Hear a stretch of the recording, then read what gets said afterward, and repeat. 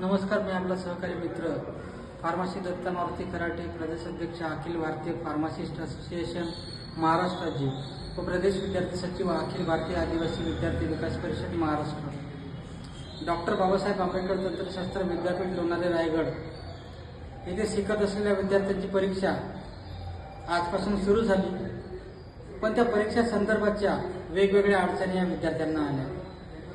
ज्या विद्यार्थ्यांचे already form हे मागच्या सप्लिमेंटरीमध्ये निघाले होते, पण या डी-बाटूच्या चुकीमुळे ते फॉर्म परत त्या विद्यार्थ्यांना भरावे लागले। म्हणजे एका विषयाचे 300 रुपये अशा प्रमाणे विद्यार्थ्यांनी फॉर्म भरले। यामध्ये चुकी ही विद्यार्थ्यांची नसून चुकी ही विद्यापीठाची आहे। त्यामुळं विद्यापीठाच्या चुकीमुळे झालेला हा निर्णय आहे। त्यामुळे ज्या विद्यार्थ्यांनी पैसे भरले त्या विद्यार्थ्यांचे पैसे आपण त्वरित परत करावे। त्यासोबत जे विद्यार्थी ग्रेस लागून पास झाले होते त्या विद्यार्थ्यांचा ग्रेस काढून त्यांना फेल करण्याचं काम डी-बाटू विद्यापीठाने केलं। कोणत्या कारणाने फेल केलं याचं स्पष्टीकरण डी-बाटू विद्यापीठाने विद्यार्थ्यांना द्यावे।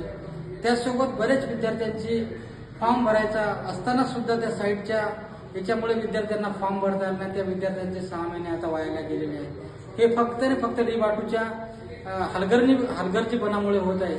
आणि बरेच असे विद्यार्थी असतात की त्यांच्या समस्या सोडवण्यासाठी ते त्यांच्या कॉलेजवरून एवढ्या लांब प्रवास करून डी-बाटू लोणारे विद्यापीठामध्ये येतात।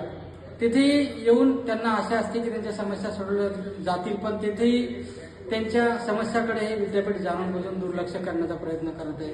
ते का तिथे आले म्हणून त्यांच्या का शोकासाठी ते येत नाहीत, त्यांना त्या समस्या असतात। बऱ्याच जणांना मार्कशीट पाहिजे असतात किंवा अनेक समस्या घेऊन येतात, तरी विद्यापीठ हलगर्जीपणा करून त्यांच्या समस्या सोडवत नाहीत। तरी माझी विद्यापीठ प्रशासनाला विनंती आहे, आपण त्यांच्याकडे हलगर्जीपणा न करता त्यांच्या समस्या सोडवण्याचं आपण काम करावं। आपण वेळोवेळी आश्वासन विद्यार्थ्यांना देतो, पण त्यापैकी एकही आश्वासन आपण पूर्ण केलं नसल्यामुळे त्याचा त्रास हा विद्यार्थ्यांना सहन करावा लागत आहे। विद्यार्थ्यांची सहनशीलता आता संपत चाललेली आहे।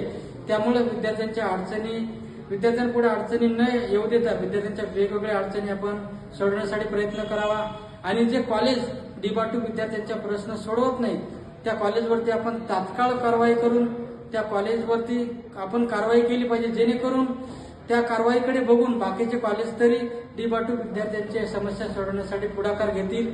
विद्यार्थ्यांच्या वेगवेगळ्या समस्या आपण वेळोवेळी सोडवाव्यात एवढी विनंती मी आपल्या या व्हिडिओच्या माध्यमातून आपल्याकडे करतो। धन्यवाद।